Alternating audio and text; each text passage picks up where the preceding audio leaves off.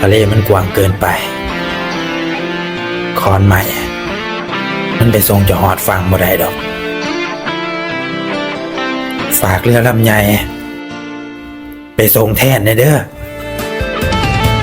เปรียบกับพี่เป็นแค่ขอนไม้